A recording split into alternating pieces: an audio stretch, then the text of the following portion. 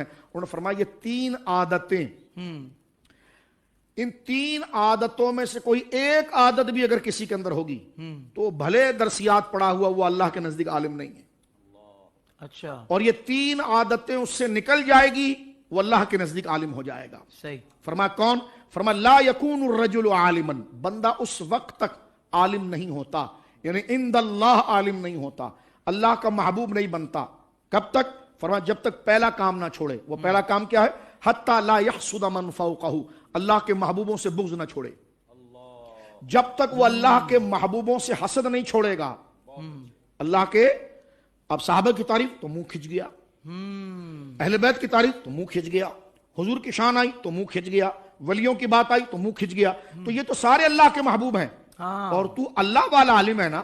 تو جب تو اللہ والا عالم ہے تو جو اللہ والے ہیں ان سے تو تجھے پیار ہونا چاہیے. سبحان اللہ. ان سے تو کیوں بھاگ رہا ہے؟ جی جی جی. ابھی جس طرح ذکر فرمایا سیدنا معاویہ رضی اللہ عنہ کا یا صحابہ اکرام کا، تو ان سے کیوں بھاگ رہا ہے؟ تو موٹی موٹی کتابیں لکھنے سے یا موٹی گدی پر بیٹھنے سے اور 10-15 ہزار کا مجمع جمانے سے کوئی عالم نہیں ہوتا. عالم کب ہوتا ہے؟ اب آپ دیکھیں فرمایا لا یکون الرجل عالما حتی لا یحسد من فوقہ، جب تک وہ اپنے بزرگوں یعنی اللہ والوں سے حسد نہ چھوڑے. ولا تحقر من دونہ، جب تک وہ اپنے ماتحت لوگوں سے ان کو حقیر سمجھنا نہ چھوڑے اور خود کو بڑا سمجھنا نہ چھوڑے. اور تیسری چیز، وہ اپنے علم کو مال کی دھار پر نہ لگائیں. اللہ. کہ آج اگر ہوا وہاں کی ہو رہی ہے تو وہ نیشنلٹی پکڑنے پہنچ گئے اور مسئلہ چینج کر دیا. 25 سال تک رہے تو سارے معاملات ٹھیک تھے، رابطہ کسی دوسرے سے ہوا تو پھر ہلکی ہلکی بولی اتنی ہو گئی، رابطہ بالکل باہر والوں سے ہوا تو پورے فتوی سارے ادھر کے ہو گئے. تو فرمایا کہ وہ اپنے علم کو مال کے پیچھے نہ چلائے. اللہ اکبر. کہ جہاں مال کی دھار ہو، جہاں عزت کی دھار ہو، وہ وہیں پر چلے نہیں. اب اس حدیث کا خلاصہ دیکھ لیجئے، یعنی عالم کب ہوگا؟ جب وہ اپنے بزرگوں سے حسد چھوڑے گا. حسد کا ایک آسان سا معنی یہ ہے کہ جب بندے کو حسد ہوتا ہے نا، خدا نہ کرے کسی سے، تو اس کی خوبیاں اس کو نظر نہیں آتی، وہ اس کی تعریف سے وہ گنگ ہوتا ہے. تو جس کی زبان نبی پاک اور انبیاء کرام کے ذکر سے چرانا شروع ہو جائے، ان کی شان کو وہ چرائے، صحیح بات میں بھی راوی صحیح نہیں جناب اس کا.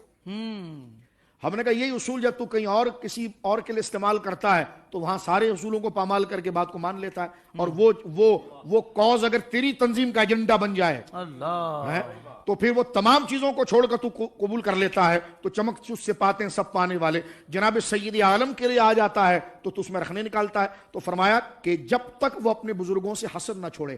حسد کا آسان نفسیاتی مسئلہ یہ ہے کہ جس وقت بندے کی زبان اللہ والوں کی تعریف کے لیے چپ ہو جائے، یہ حسد ہے.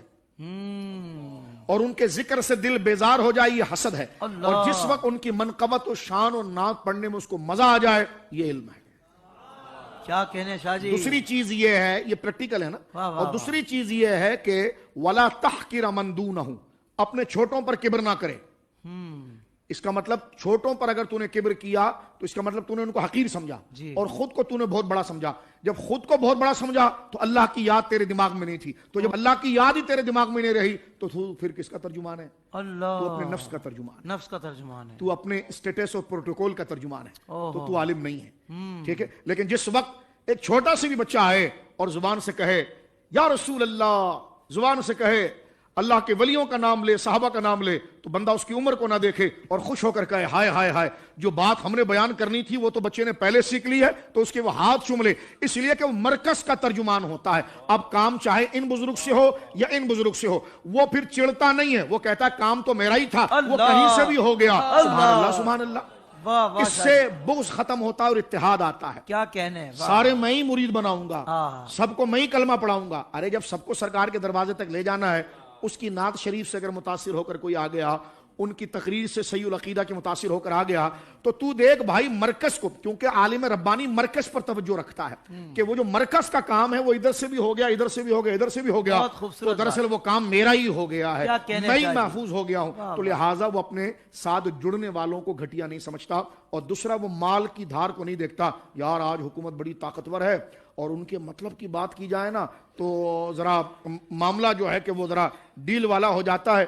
اور اگر وہ ریاست کے لوگ ہوں، ملک کے لوگ ہوں یہ بڑے طاقتور لوگ ہوں، امیر لوگ ہوں، ایک فرضی مثال دے رہا ہوں، ایسا کوئی ہو نہ، خدا نہ کرے، ایسا میں مثال دے رہا ہوں آپ کو، ایسے ہوں اور وہ دین کے بنیادی مسئلے کا انکار کر رہے ہوں، بنیادی مسئلے کا، عقیدے کا، جی جی ضرورت دین کا یا ضروریات اہل سنت کا، اس کے پیچھے لگ گئے ہوں، اور یہ بندہ ان سے جڑا ہوا ہے تو چپ ہے، اور اگلے نے اگر صرف الٹا پاؤں چپل میں ڈال دیا، ہاں تم اتنا ناجائز کام کر رہے ہو، اچھا تو اس میں تجھے ناجائز نظر آ رہا ہے، اور وہ جو سر عام پوری طاقت سے شریعت کو گرا رہا ہے اور شرازۂ سواد اعظم کو منتشر کر رہا ہے، تو وہ تجھے نظر نہیں آ رہا، تو پتا چلا یہ ڈانٹنا تیرا اللہ کے لیے نہیں، ان کے ساتھ جڑنا بتا رہا ہے کہ تو اپنی جیب پر نظر رکھتا ہے، اپنے پروٹوکول پر نظر رکھتا ہے، اور اگر عالم ربانی تو ہے تو تجھے پھر کسی چیز کی پرواہ نہیں ہوگی، نہ تو طاقت کو دیکھے گا، نہ کثرت کو دیکھے گا، نہ قلت کو دیکھے گا، تو یہی کہے گا کہ جناب ہم عشق کے بندے ہیں، کیوں بات بڑھائی ہے،